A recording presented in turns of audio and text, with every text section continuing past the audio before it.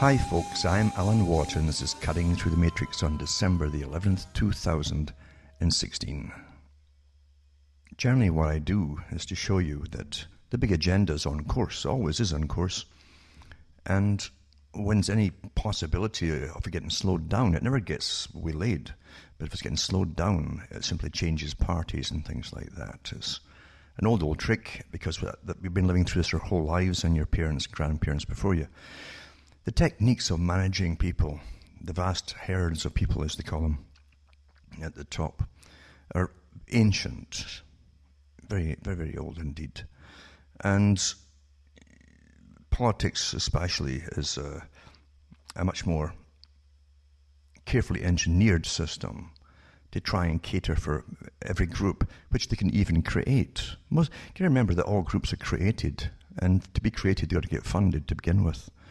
And then you have the big Soros-type characters, the so-called philanthropists, that look for new types to create and divide and conquer, divide and conquer, divide and conquer. Then they can use those groups too, either en masse, coming together, networking together and protesting the same things, or you can spearhead society off into a different direction.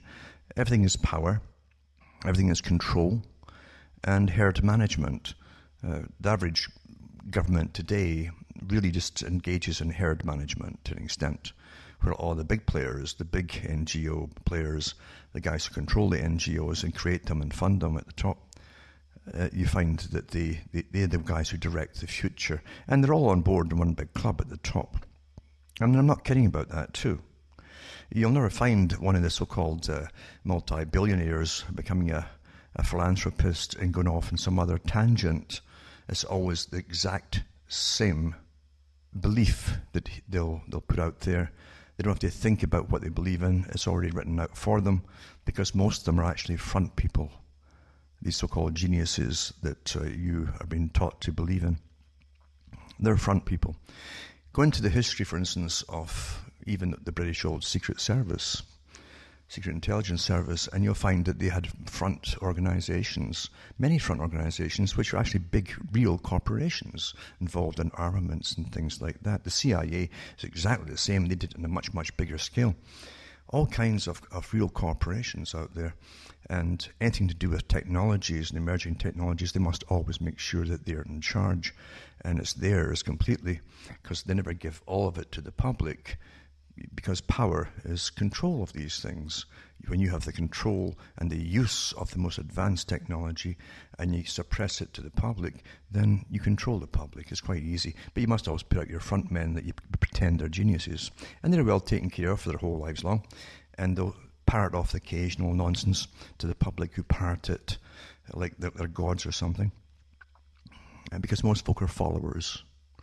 And most folk really want to believe that they're on the cutting edge of in an open society where everything, all truth is being told to them. They really want to believe, even though daily on the news, even on what passes as news, they're getting lied to, and occasionally it's found out too. They still never learn from the fact that news is always being exposed as fake down the road.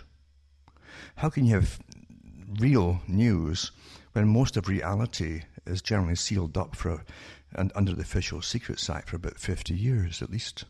Even the NAFTA agreement for Canada, it was put in a bunker for, I think, up to 2030 or something. And then it can be resealed for another 50 years or whatever. And that's how things really, really happen.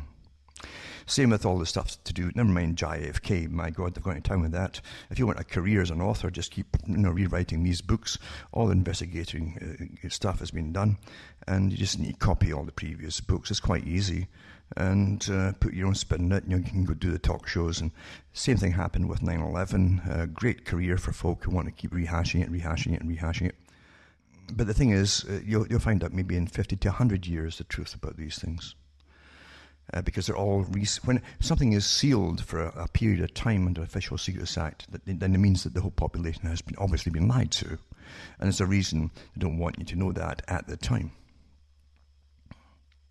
And that's how things really go. It's only now, as I've mentioned before, that some of the truth of even World War I, the real causes behind it all, are being released for the first time to the general population. World War II will have to take its turn down the road eventually as well. But when you're living through these these con games, remember that most of life is a con game. There are much, much bigger powers at play than the people you think are running your countries. Much, much bigger. I'll give an example. For instance, you have to think that people are actually mad at the top. They're always just plain and simply mad. They're mad people for allowing craziness to occur that could have been avoided. So either they're mad or it's part of some other plan, you see.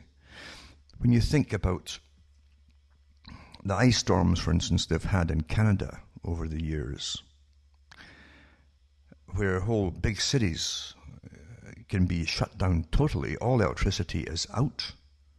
And when they push, like Quebec or Montreal, mainly electrical heating, you have no heat. And then the government's asking folk to donate their electric gas generators and so on to help these poor souls survive until they get electricity up and running, maybe in a month or 2 months, maybe 3 months' time. And yet with all of these things which we know about, the government is still pushing so-called clean fuel, which is nuclear fuel. In a country like Canada, where we could have all the electrical supplies and a lot more to go into the States from massive dams, hydroelectric dams. But no, it's got to be nuclear. Because big corporations own all, monopolies. And if they go down through electrical supply, regardless of electric is electric, it has to get traveled to the homes by power lines. If it goes down, because of storms or whatever, then people just will freeze to death by the millions because they won't have access to alternative means of heating themselves under all the pollution and carbon taxes laws and so on. So they're either all mad or this is part of the big plan, including depopulation. And what would that teach you? Apart from getting angry about it if it happened, you see. What would it actually teach the population, and how would they spin it across to the public? Because every disaster which is created or caused or planned is always used by those at the top who know how to use and manipulate by techniques every tragedy. And that's why they often create tragedies too, to get something else through. Well, they would tell you, well, look what happened. Well, it wouldn't be because they all froze to death because the power went out. It would be because there were too many people in the first place living outside of the big cities, probably. And they'll tell you that, we can manage the crisis easier and faster in the big cities, and yada yada. They'd have many reasons and things to fulfill by using the so-called tragedy and by causing it in the first place. Because obviously, if you have a few methods of heating yourself, and the most obvious one has worked for thousands and thousands of years, which is wood in Canada, for instance. Other countries have had stacks of coal, and plenty of coal at that, for that matter. And they've got the children all, as soon as you say something, Pavlovian response, they go into shock about smoke, and they're completely ignorant of the fact that with all the modern scrubbers and filters they have in these systems that create smoke, there's no smoke coming out. It's all burned. All carbon is literally recycled, burned and burned and burned. So nothing is excess. That doesn't matter, because facts don't matter when there are big agendas at work. But for any nation to ban, and they can ban it many ways. They can price it out of existence. They keep fining you out of existence. They can license fee it out to the extremes so you can't afford it out of existence. There are many ways to do things. But if the fact is, when governments mandate this is the only system you can use, which is for some big monopoly, then you're being murdered. You're being set up to be murdered, really, and given no choice to save yourself in time of crisis. Big plans. It amazes me how people think they're free. It truly does. And it amazes me even more to see people run off to vote for politicians who say the right things during election time. And no matter how many times that you tell them or point out in their own lifetime what things have happened that they've all fallen for, they fall for the next one again and again. They want to believe that there really are modern-day messianic humanists out there who are out there to help and save them. They want to believe that so badly, which is a result really of socialism. Socialism can take many forms in it to an extent.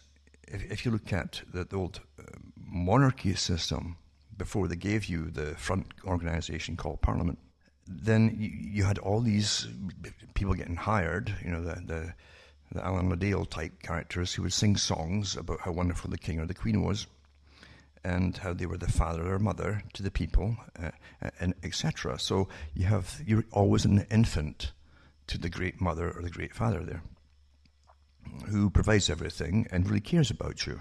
That's what you're told. You can't get near them, because they kill you if you're a peasant and so on. But the fact is, you're taught to revere these people because they're somehow superior and better than you, and they're closer to the big God than you are because they're up there and you're not. It's quite simple, isn't it? So it's a form of socialism too. And they would take most through the nobility and extraction of taxes, which was done through all your crops and everything. About 60% of your produce was taken from you. And a little bit was left in non-intensive farming techniques was for you and maybe your family, maybe a few helpers, and for the animals and so on that you had. That was standard taxation in the feudal system. And you were proud of it too, and you loved the king and queen because you didn't love them because they could actually, they get word of it because in all ages they've had their spies out there listening to chitter-chatter and punishing you generally severely if you say the wrong thing. It always reminds me of someone else who'd obviously been well trained in espionage and spying, and who actually was a member of MI5, as many of the authors were during World War II in Britain, and that was George Orwell. But he did know, and he wrote it in his book 1984, a lot of giveaways about the technique of how it all runs.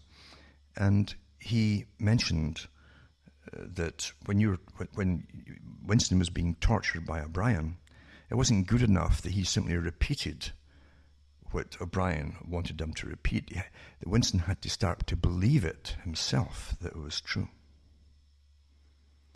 And that's always been the way of it, to torture and torture and torture you until you believe the king or the queen is your mummy or your daddy, your great mother or father. And that's what they called them across in the British Empire, countries across Africa, etc. Queen Victoria was a great mother. But you had to believe it. And people who were rather primitive, as they call it, uneducated, would often believe it and be utterly shocked and despair when supplies for food during a famine didn't come. Things like that. It's sad. It's terribly sad. This natural instincts of trust don't belong in a system where the psychopaths rule, because they belong in a system where decent people help each other. It doesn't mean you're all perfect in any way at all, but you're pretty well decent, and you'll help each other during crisis. The psychopath wants power for themselves. Helping other folk dispenses the power. You don't want to share the power, you want to have it to yourself, so you want the monopoly of power of things which they need. Food, water, and then everything else from there. That's how it works. And all those great philanthropists that stir up revolution across the world for their own reasons and purposes know this too, as power, because that's what they use as power. And they know how to upset the power structure in a country in order to swing it over so they themselves can take over more and more power in those countries. It's sad but true, isn't it? But people are truly trained. And again, innately, they're trusting people. If you're born in a simple tribe, say 100 people, maybe less, you would naturally have trust because you're all dependent on each other. Everyone's dependent on each other in a simple tribe. And that's a natural way to be, natural trust. It doesn't mean that they're foolish. They still have their laws and their regulations. Very simple again.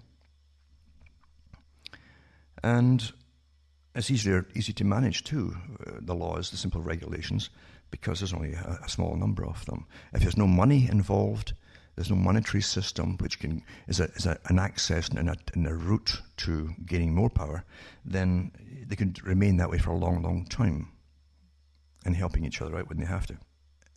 The deviancy creeps in with money, where the psychopath, who can't exist without this system, by the way, the psychopath can take over by conning the gullibility of a trusting people, by promising them things. And the psychopath knows to cause a problem and then put himself forward as a savior to save them all. Very old technique again. This history is full of this kind of thing. But when you bring money into it, the psychopath can then hire as many goons as he wants from all over. It doesn't have to be from the tribe, to police and keep in check all those people that he now rules over. Money distorts a lot of things, and money enables the psychopath to survive and live awfully well. You'll find in every primitive culture to have techniques of dealing with the psychopath. And I'm talking about primitive, I'm talking about natural cultures that don't use a money system. And they're small enough groups that their survival really depends on each other. Someone coming in and causing dissension. And a psychopath is fantastic for manipulating other people to start arguing with other people. That's their technique of disempowering people, or even getting rid of a potential superior by chit-chat, and then it comes down to, oh, well, so-and-so said that, not me. And then they're all arguing with each other. Then the psychopath gets promoted up above them. That's how the corporate business world really works. And politics too. But the psychopath in a simple system doesn't survive very well. He's reduced to stealing because he won't work. He won't work. He might put on a show of working for a little while, but it can't last with them. They don't have it in them. They don't believe in working for themselves. They believe that you should work for them instead. And that's why they hone the skills of manipulation. They're born with them, excess skills, and they use them to perfection. And how many are destroyed in the process of them getting up there themselves, it doesn't matter, it's irrelevant. And that goes down to world wars, for instance, and everything else combined. Therefore, you can take for granted in your lifetime, you're always going to have strife. There's never peace. Never peace. You've always got the Soros types, and he's only one of many in the same big, giant octopus club at the top, who can stir it up when it suits them, and they profit off it too. And they put all the memes forward, and all they bribe a lot of politicians. Yes, they do. They bribe them. Of course they do. There's nothing new in politicians taking bribes of all kinds. And I've read many articles over many, many years about that kind of thing happening. Even the doctors get it too, by the big drug companies, big special holidays abroad, all the best of this, best of that, and all the good-looking females thrown in it, all that kind of stuff. You know all these stories. And you can check them up yourselves, and you can find that they're true. And that's the system of money, which tells you what's important, what is valuable, and what is not. Let's be honest, gold is not valuable as far as a metal goes. It's only by the ones who tell you what value is, the ones who brought you silver, gold, diamonds, and what's valuable and what's not. And then end up, the ones at the very top of those groups end up running your cultures through their banking system and their fake lending system, their chronology, because it's all based on chronology, as you well know. And chronology can be kept going for an awful long time, like the Wizard of Oz. And if you want to collapse it whenever it suits you, you can collapse it too, and it's always to get something else through for your own benefit, not for the public. That's how everything really, really works. The cunning men. the crafty men, the men who do things with craft, as they always said in their secret societies. But most folk are not crafty. Most folk believe what they're told, and most folk react immediately with emotion. And that's why you're used so easily. And that's how you can create flash mobs. I've read the articles from the military talking about flash mobs being created and how they could be used, which means they will be used down the road. And a mob is a mindless mass of emotion, where some instigator, someone who understands techniques can whip up the emotion immediately, blind raw rage, and then lay the trail down for them to follow to enrage them even further, and then they're convinced, and then the mob are used for your bidding. And that's what's happening now, as you well know, with the policing of the net getting further and further into what was planned a long time ago. They talked about it years and years and years ago. And I knew, for instance, that the computer was only meant to be supposedly, I mean, I stress supposedly, free in many ways for X amount of years to get you all on it. It was imperative to get everybody on the planet on the internet, because that's how they can completely police you daily with your consent, and you do it quite willingly. Most folk do it quite willingly. And it's much better than the old Stasi style, where they had to hire one or two of your friends to spy on you. And as pretty well everybody in Eastern Germany had people spying on them at some time in their life and reporting to the Stasi, the secret police. We have a much better system because you think you're free. And here's the internet, and oh yeah, you get lots of oohs and ahs and wows on it, but at the same time, you don't think about the power technique of it and how it's used by the rich and powerful who gave it to you in the first place, and how they'd eventually police it when now it's the time to police it rigorously. And then out of that comes a whole bunch of new laws of the thought police, which are going to get put into operation, complete full operation, very, very shortly, in fact. And once something's on the books, it expands. It doesn't have to go through any more debates. It simply just amend it and expand it until you're completely covered and you can't move, mentally or otherwise, unless it's approved.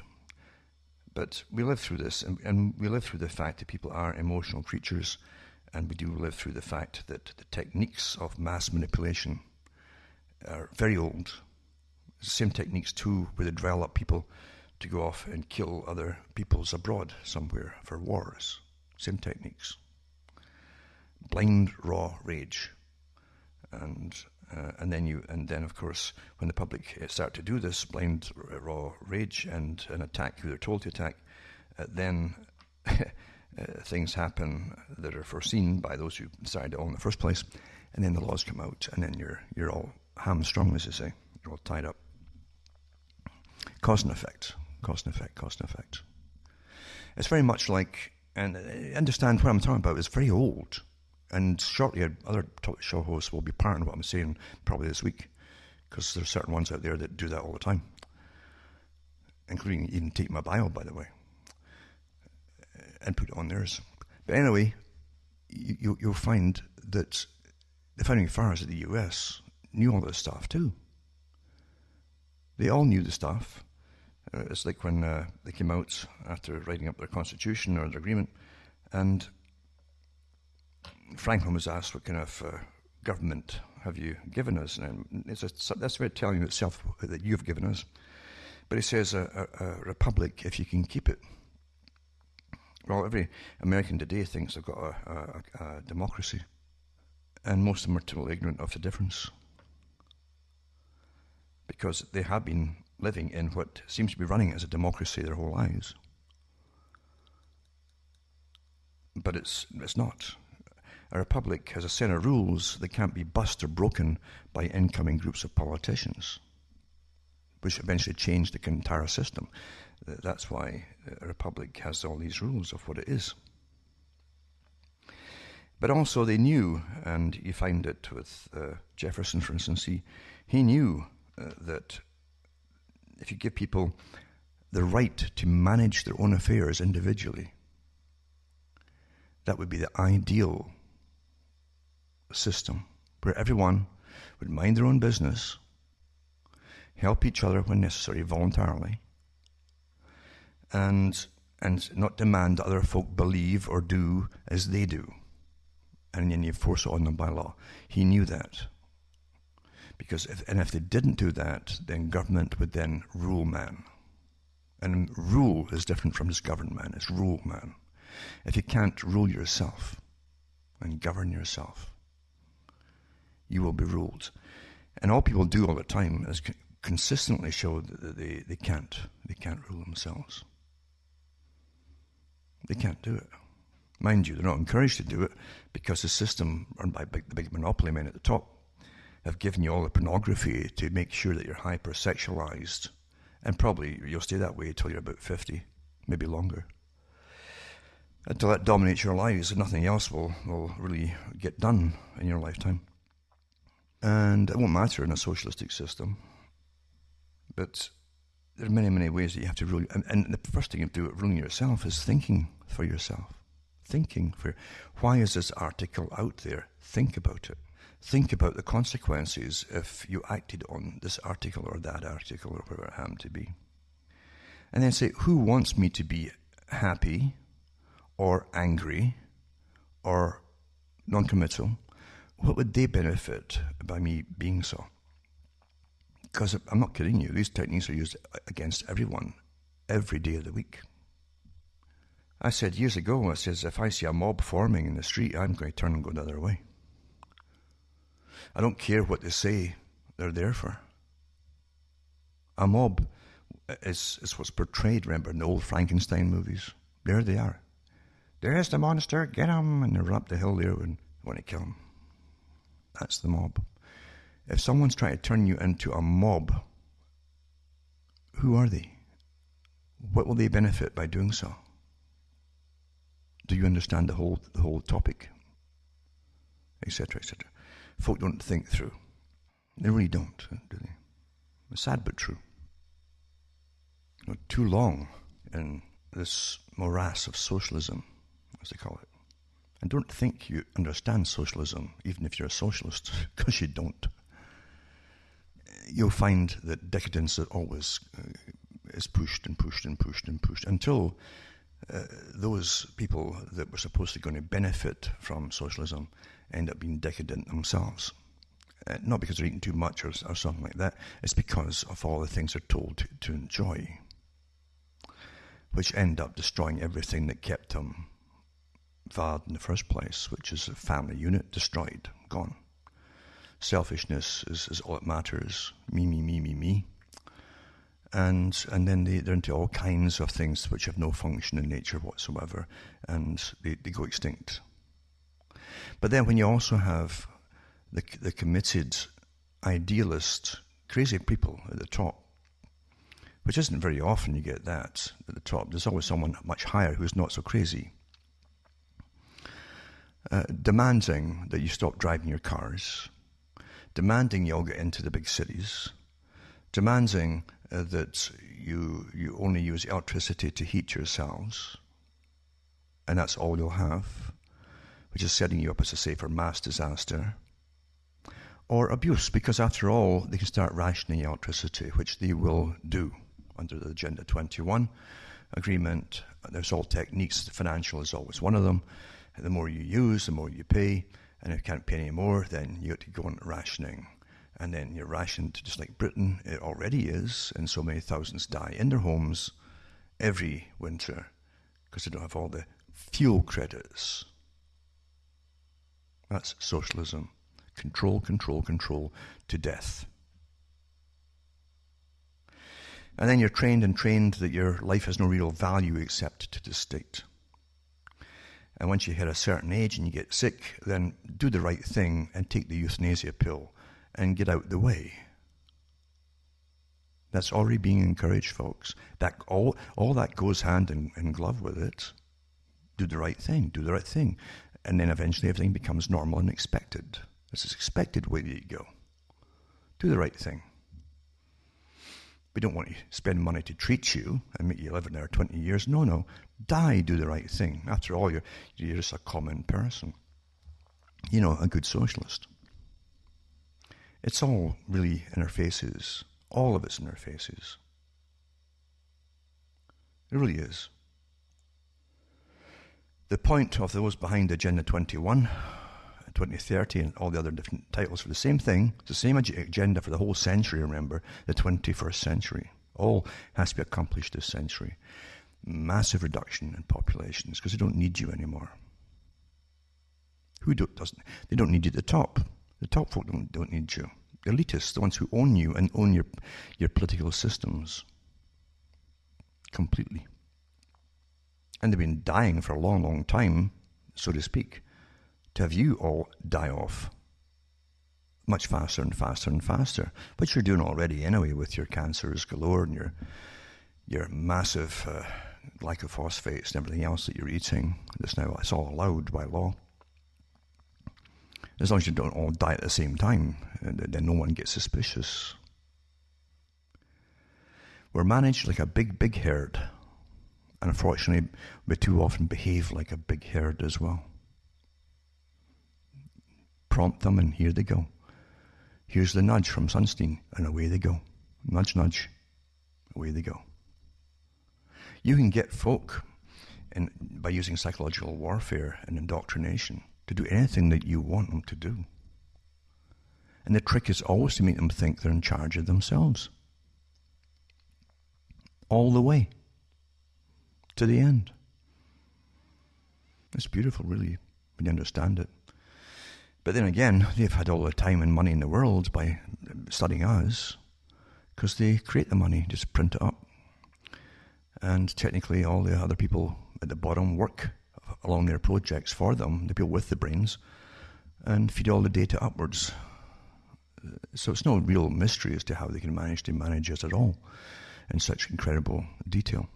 But yeah, we do have incredible monitoring on all of us. All of us do. I've done too many stories over the years on this admitted policies and admitted techniques that they use on all the population, all the time, and why they gave you the internet in the first place.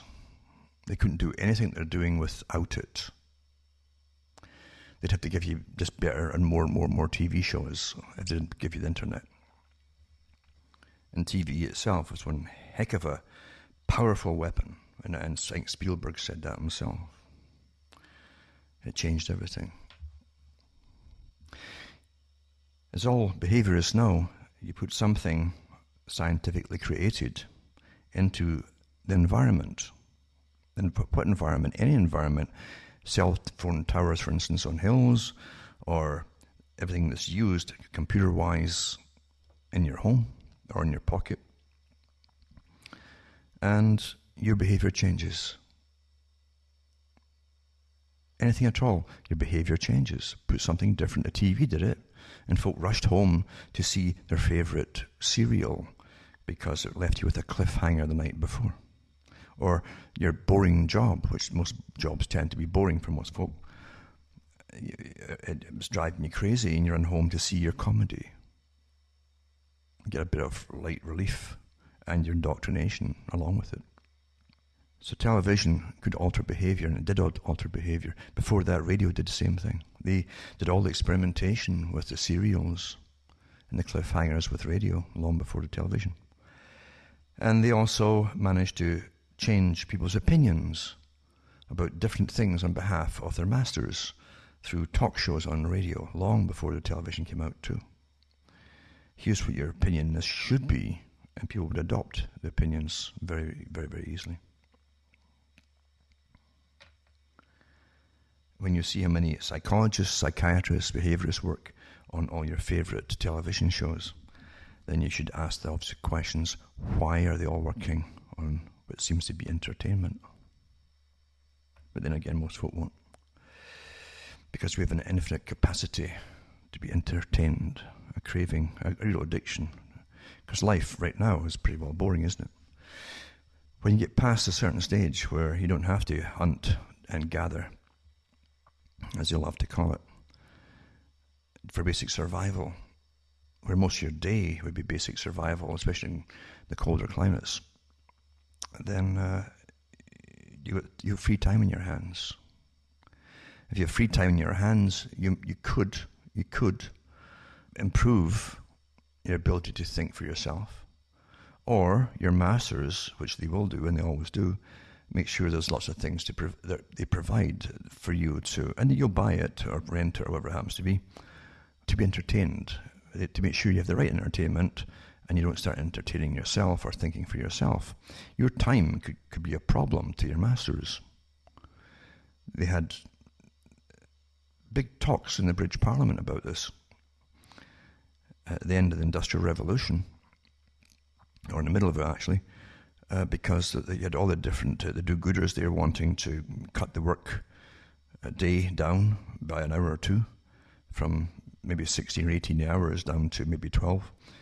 And the masters who owned it all and who owned Parliament at that time said, oh no, the people might have time to think for themselves, and they might chat in their free time, or they might go to pubs and drink and exchange viewpoints, and that might be cause problems down the road for us. And partly they were right, eventually right, because after, say, World War I, then World War II, you had this, again, the creeping socialism coming in, and the socialists themselves don't realize they're getting used by other powers, often outside their own countries, for different directed means and ends than the ones they imagine. It's no coincidence that the bar started to put televisions in every single pub until no one could hear themselves talking anymore for these ridiculous sports, screaming and yelling matches in the pubs on the television. Nothing is coincidental. And for those who think they're actually exchanging lots of viewpoints and got more freedoms than ever through the internet, or they're tweeting, or whatever it happens to be, think again. Think again. You're given instant, immediate access to your thoughts as they happen, to your masters who know how to head everything off at the pass. Because you're telling them what you're thinking. They can tell, too, where your kind of thinking might lead to. It's all algorithms. People who thought this will then think this. So you're given nudges and prompts to where to go next. And then you'll think you came to your own conclusions on something. No, you didn't. We're given a gift to think for ourselves, and very few folk ever take it for themselves. Isn't that awfully sad? Isn't it awfully sad that millions of people go to their deaths never knowing what really is going on? Part of the reason most folk don't ever really know what's really going on their entire life is that they're rushed through life. They're distracted through life. And they're frightened through life by the authorities. Always tell, oh, you're going to have a crash, a financial crash. Oh, you're going to die in poverty if you don't get enough of a pension. Oh, you're gonna. That's how folk rush through lives, never really knowing what's really going on. And the big boys at the top just laugh away. Laugh, laugh, laugh. All the time, laugh. Because they themselves will never experience any of these fears, ever. And they know it too. Can you imagine being born into a family that never have ordinary fears of poverty, of ending up on the street because you can't pay their rent or mortgage or whatever it happens to be? Or thinking, well, I can't afford this operation, it's too expensive for me. Actually, let's improve it Canadian-wise and say, for the likes of me, because that's what they're really training you in Canada. You see, you're just a little peasant. A good socialist peasant, because you don't rock the boat. But do the right thing, take this pill, it's cheap, and away you go. That's how things work. And that's how you're all being trained all the time. And at one time, you could look around the world for countries that give you some peace. Remember, this is a world order. They don't want anyone to escape it. But there are a few places you can still go to and hopefully live a few years of your life in quasi-peace, as opposed to what's happening or getting rammed down your throat at home. But it's rather sad, isn't it? It's very, very sad. Now, I'm just going to touch on a few articles tonight. That's all. Just touch on them. Not to scare you, but to show you how buttons get pushed at a very higher level, and everything goes into operation at the same time to push certain things through agendas, through certain memes, through that kind of thing. It's all worked out that way. And we already have, for instance, other countries lambasting Canada about being so far, far left socialistic, idealistically socialistic, with all the things that are happening inside of it.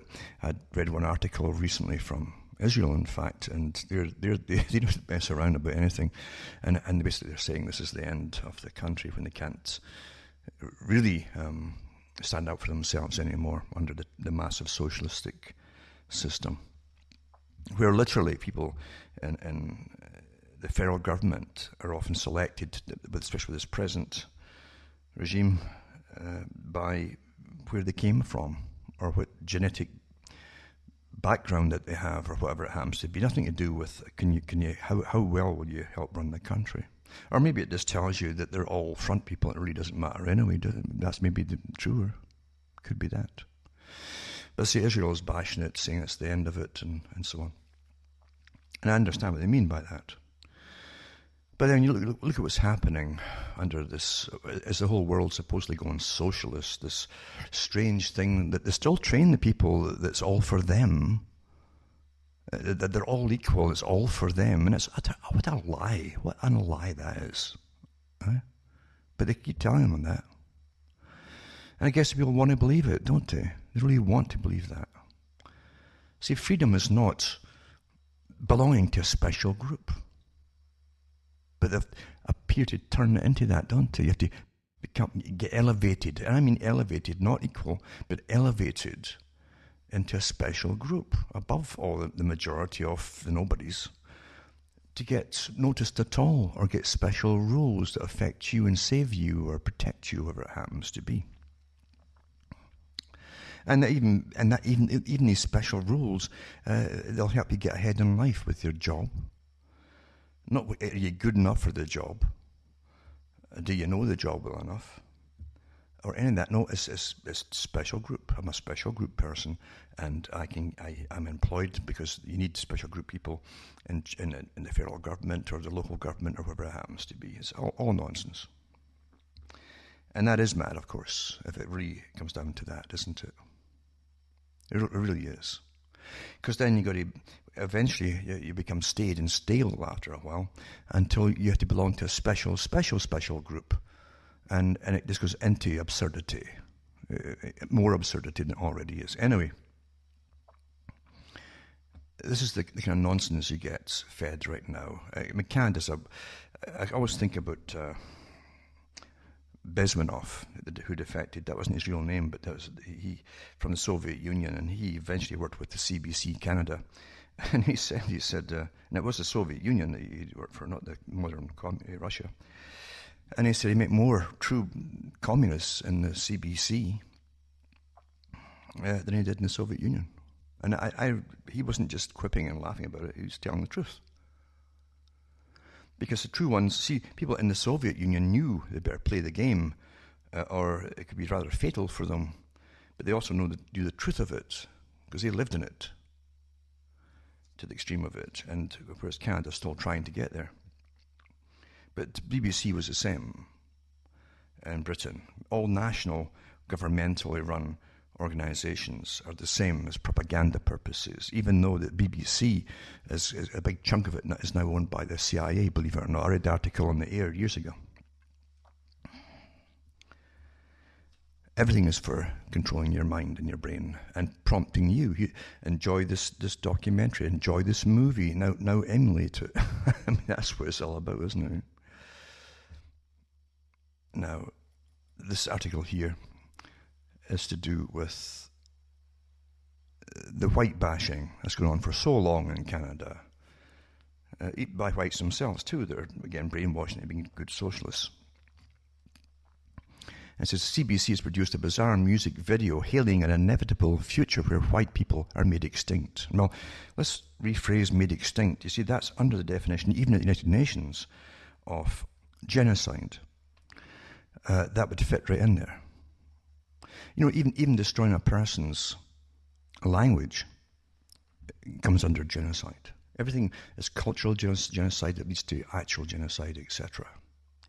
But anyway, the CBC produced this music video for a comedy, supposedly. It's okay, you can put in comedies and mock different people. Depends who you're mocking.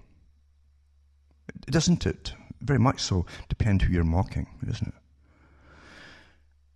And anyway, Inevitable Future, where white people are made extinct. The video, which was produced for the comedy show, this star has 22 minutes and stars Canadian actor Sean Majumder, says a beige horizon where we're all going to look the same as inevitable, and mocks how pure breeds are losing their grip.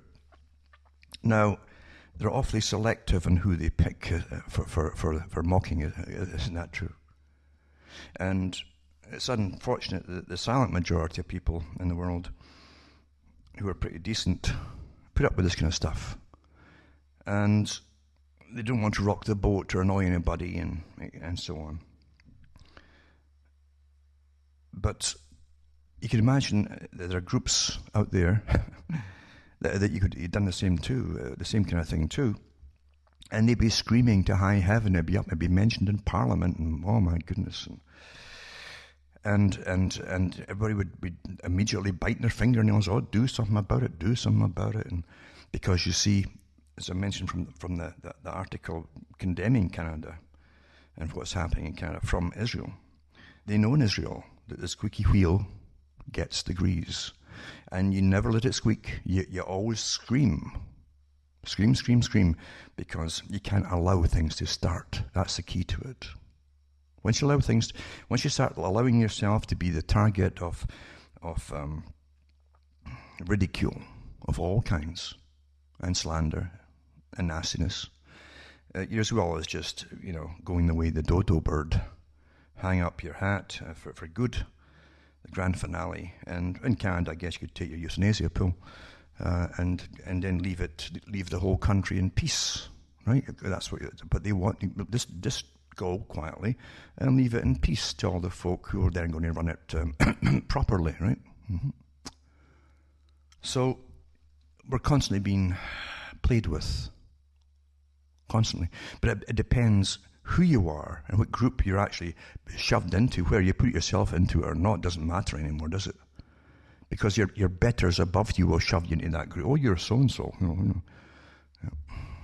Take all this nastiness. We have a modern society where, through unseen forces,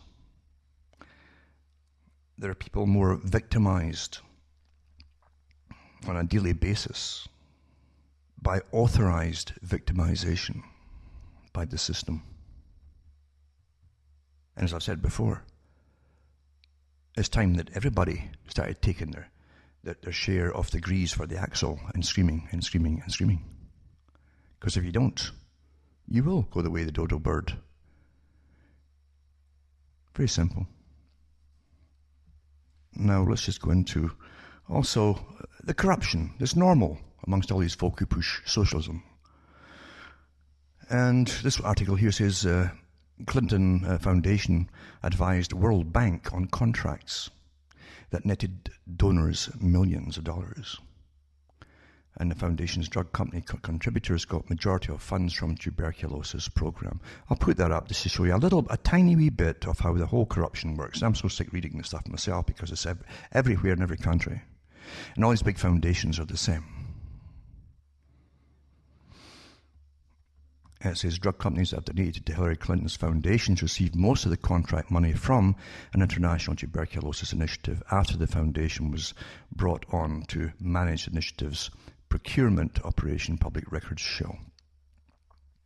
Now remember too that these big charitable organizations work with the World Bank, the private bank called the World Bank, that works with the Bank for International Settlements, set up by the Royal Institute for International Affairs, private club, CFR.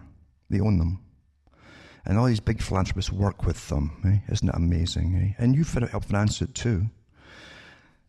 And as I say, the Clintons and so on, they worked with them, and big bucks pass around, and again, a lot of your money to pass around and went really into obvious pockets because it certainly didn't end up going where it's supposed to go. And then you get this one too.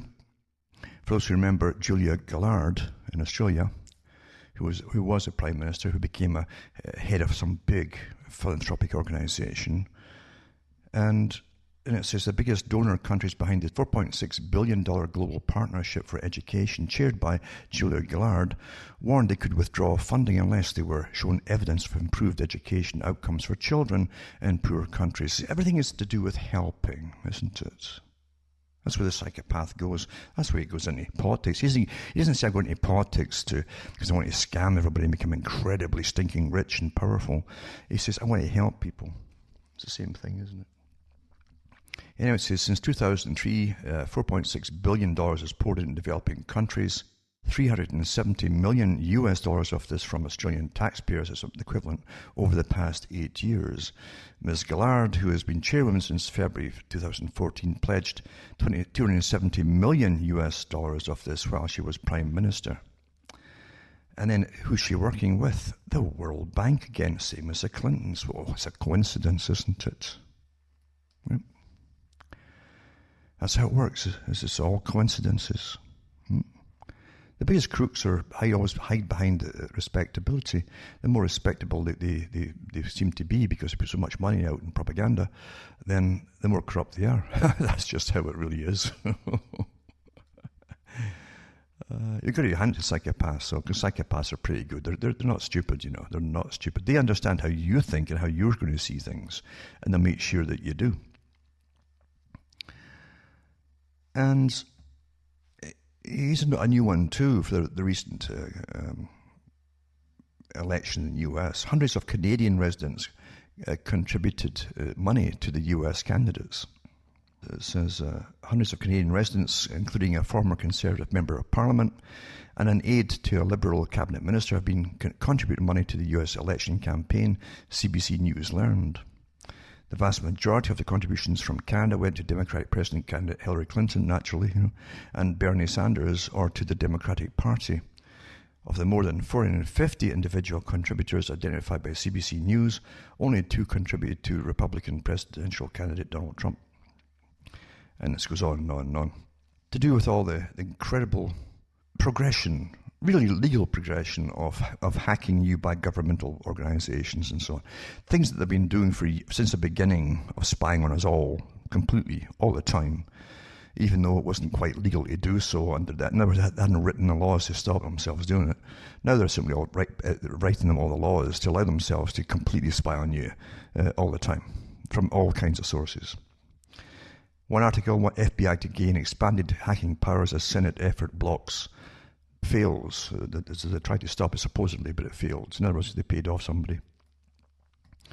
And investigatory powers bill, politicians exempt themselves from new wide-ranging spying laws. So, again, I love socialism because it is so equal, isn't it? And politicians have exempted themselves from Britain's new wide-ranging spying laws.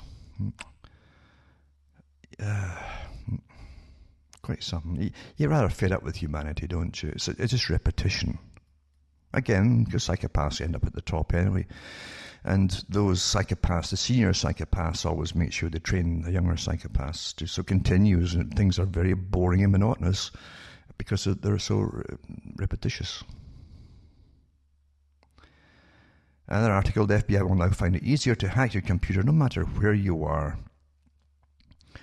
And the change, effective Thursday, affects Rule 41 of the Federal Rules of Criminal Procedure, which are proposed by the U.S. Department of Justice and approved by the Supreme Court of U.S.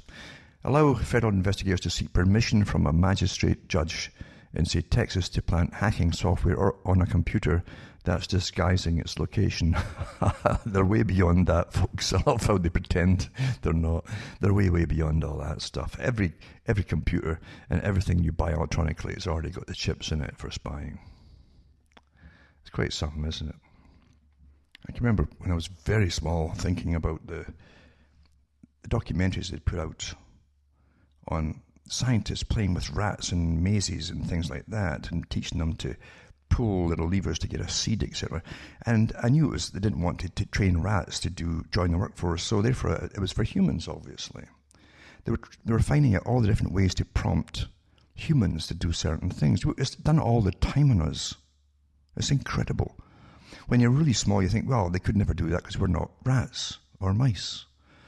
But we really are much, much closer than you think.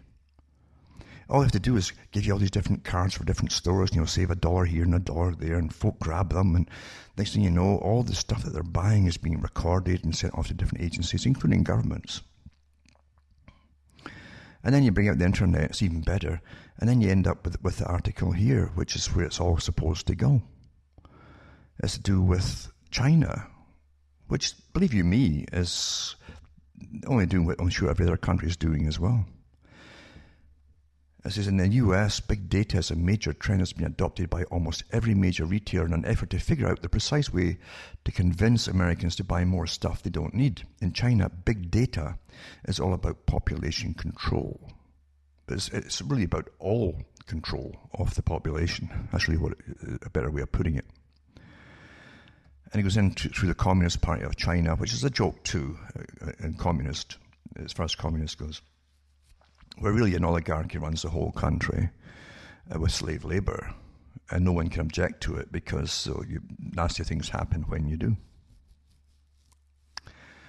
But China, remember, is still the United Nations model for the whole world to copy, if you haven't quite got that yet. They've said it many, many times in their own reports. China is the model state for the whole world to emulate. They run the country perfectly. And everything's orders, but from the top, there's nobody bitches about it or complains because you can't. So it works awfully efficiently from that point of view.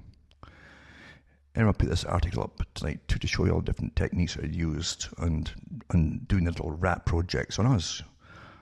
Because it's not just China, as I say. It's a bit of a joke to claim it's just like China.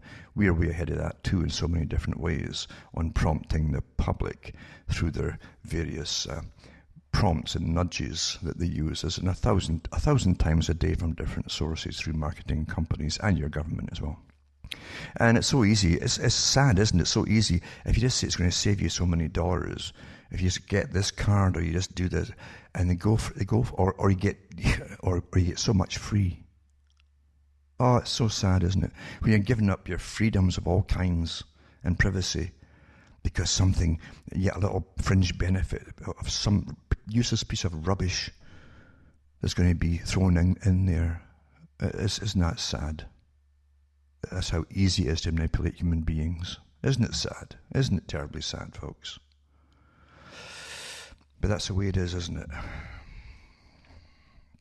Awfully sad, terribly sad. Tragic, terrifying. But look around you. Look around you. It's too easy. Anyway, from Ontario, Canada, from myself, Alan Watt, where it's snowing and way below freezing already because of global warming. It's good night, and may your God or your gods go with you.